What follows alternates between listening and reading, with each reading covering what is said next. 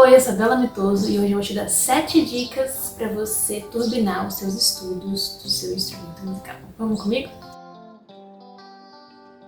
Vamos direto ao ponto?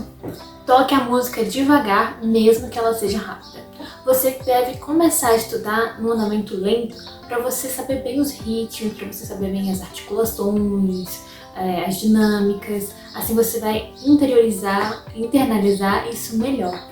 Se você tocar rápido, você pode conseguir? Pode, mas é mais fácil você conseguir lento e ir progredindo na velocidade, seja com metrônomo ou não. O que eu vejo que acontece muito é que quando a pessoa começa a tocar rápido, de pronto assim, ou pula etapas, a maioria das vezes o ritmo fica um pouco capenga, fica meio quebrando, não fica certinho, né? Sempre alguma coisa fica pra trás.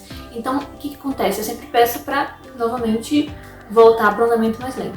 E isso mesmo quando a gente já tá mais habituado e consegue tocar mais rápido, muito provavelmente você sempre vai ter que fazer esse trabalho de voltar, tocar mais lento, acelerar, tocar, voltar mais lento, acelerar, porque a gente sempre vai moldando. Então é muito natural, né? O processo de aprendizado não é só uma linha reta. Então a gente desce e sobe, enfim. Tá? Então essa é a primeira dica. Lento, mesmo que a música seja rápida. Progrida aos poucos. Segunda dica, divida a música em trechos e estude os trechos mais difíceis primeiro. O que eu vejo que acontece? As pessoas geralmente ficam tocando só o início da música e chega aos trechos difíceis ou o final fica tudo de novo meio mais ou menos, né? Então, você tocar maravilhosamente o início, mas e o final e o meio da música, né?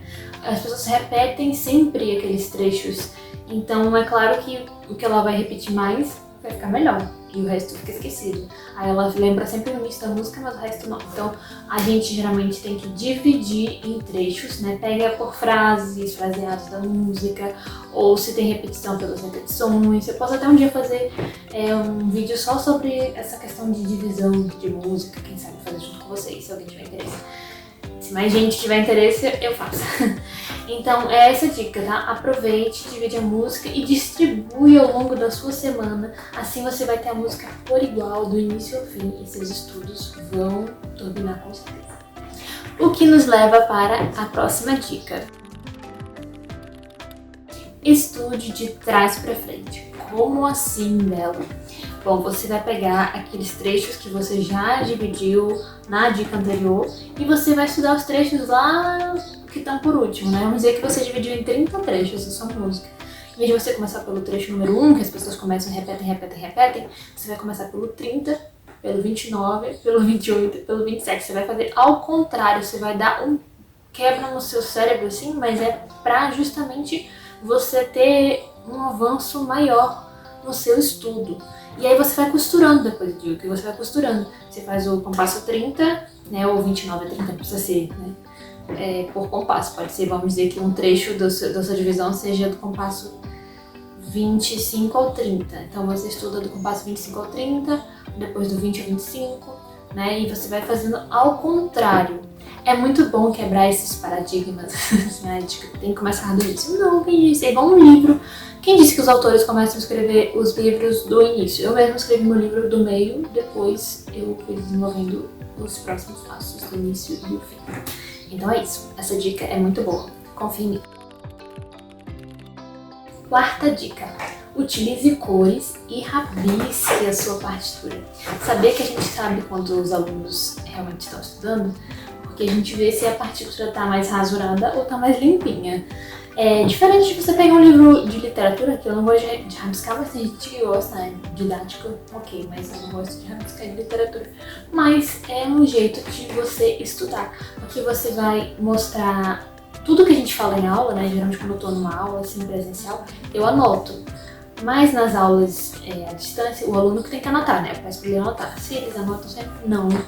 Mas eu sei que eles não anotaram porque na próxima aula eles já não lembram o que eu falei. Então, anote, porque você não vai esquecer o que está sendo dito para você ali na hora. Põe um símbolo, uma estrelinha, um asterisco, qualquer coisa que te ajude a lembrar o que eu tô falando, o que o professor tá falando, no caso, né? Ou que você tá estudando ali na hora e percebeu, né? Às vezes eu faço uma bolinha quando eu tenho estudando do bemol, por exemplo, então você também vai achar o que é bom pra você. Você pode usar cores também. Eu digo muito para meus alunos, por exemplo, quando tem trechos assim iguais, que eles para identificar o que é igual, o que é diferente, ou quando, por exemplo, você decora uma música, mas tem um trecho que você não decorou, então você pode deixar a partitura ali na frente e, por exemplo, fazer de amarelo, né, com um marca-texto. E na hora que você não sabe de cor, você olha para a partitura e você vai ver algo amarelo e já vai colocar o olho ali certinho. Então funciona muito bem. Quinta dica: escute a música que você está estudando por diferentes ângulos. Como assim? Bom, eu sempre incentivo os meus alunos a lerem cifra e partitura, mas também quero que eles escutem e trabalhem o ouvido. E como é que você vai fazer isso? Você vai ouvir outros artistas ou covers, né? Se for quando é música popular a gente fala cover. Enfim, vai ouvir outras pessoas tocando. E você pode ouvir diferentes instrumentos. Isso dá uma riqueza muito grande para você, para sua interpretação. Você vai conseguir fazer a sua própria interpretação. A gente junta, né? Nada se cria todo copiando. Mas você pega de vários lugares, de vários instrumentos, você tem uma capacidade maior de criar algo novo. E também você consegue tirar sonoridades diferentes do seu instrumento para imitar um determinado outro instrumento. E você consegue também ouvir diferentes sonoridades e passar isso também para o seu instrumento, né? A gente fala isso muito no piano, que tem muitas teclas e às vezes tem redução de orquestra para piano. Então a gente quer fazer com que o piano soe como um determinado instrumento, né? Que tenha um pouco da sonoridade, né? Não vai ser igual porque são timbres diferentes, mas eu lembrar. Por exemplo, os agudinhos com as flautas, enfim. E é isso. Vamos para a próxima dica. Sexta dica: toque músicas mais difíceis do que você já toca. Mas calma lá, deixa eu explicar. Você não vai ter todas as músicas mais difíceis. Você sempre precisa, para avançar no instrumento, né? E o professor te orienta nisso. Ele vai te caminhar cada vez algo que vai fazer você crescer. É como na academia, que você pega os quilos, né? Você pega e vai aumentando as cargas aos poucos. Nós na música também vamos aumentando a carga, a dificuldade aos poucos, para você poder evoluir. Senão você vai sempre pegar músicas naquele nível que você não avança. Sempre tem que ter algo um pouquinho que você tem que trabalhar mais, certo? Mas sempre também tenha um repertório do seu nível, para você tocar mais fácil. Quer dizer, não mais fácil, né? Mais fácil seria um nível abaixo. Então tem um repertório que tenha algo mais abaixo do que você sabe, para você, por exemplo, treinar leitura à primeira vista, um do seu nível e um pouco mais difícil. E assim vai estar tudo equilibrado. Sétima e última dica: toque de memória longe do seu instrumento. Pode ser usado por pessoas que têm um instrumento, tanto por aqueles que não têm ainda porque estão começando. Como é que funciona? Eu fiz isso muito durante o período que eu fiz no meu recital de formatura. Você vai simplesmente tocar a música na sua cabeça. Você vai tentar visualizar você tocando as teclas, por exemplo, né? Eu falo teclas porque eu tenho muita questão do piano. Mas se for cantando também, né? Também tem a questão do canto. Você pensando na melodia, você cantarolando na cabeça. Se for outros instrumentos, mesma coisa, né? Então você pode tentar visualizar aqui as mudanças, enfim. Você vai tentar pensar isso na sua cabeça, passar a melodia, passar os gestos. Você pode também fazer os gestos no ar ou na mesa, mas longe do seu instrumento. E você vai perceber que vai ter trechos que você tem dificuldade para visualizar. São esses trechos que você tem que se ater. Geralmente são os trechos que você já não está bem no próprio instrumento, então você tem que melhorar, né, a sua memória. Então, na verdade, isso é muito bom, essa dica é para você praticar a memória mesmo, tá? Vai te ajudar na hora de tocar no instrumento. É muito bom mesmo, muito útil. Tenta fazer isso. Não precisa fazer a música inteira já do início, pega por trechos. Pega um trechinho, vê se funciona. Insiste, porque funciona. Pode no início ser um pouquinho mais chatinho de tentar, se você nunca praticou, mas é possível e eu sei que você é capaz de conseguir.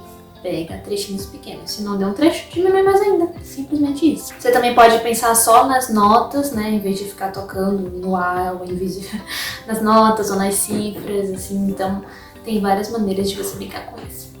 Então é isso. Essas são as dicas de hoje. Espero que tenha sido útil. Tem sido muito útil até hoje pra mim, todas essas dicas. Eu acho que se você tentar, você vai gostar. Comenta aqui se deu certo, se você tem alguma dúvida e compartilha com quem precisa ouvir essas dicas, que você vai ajudar muito outras pessoas e também vai ajudar meu canal. Se inscreve para ativar as notificações para os próximos vídeos, tá bom? Até o próximo vídeo.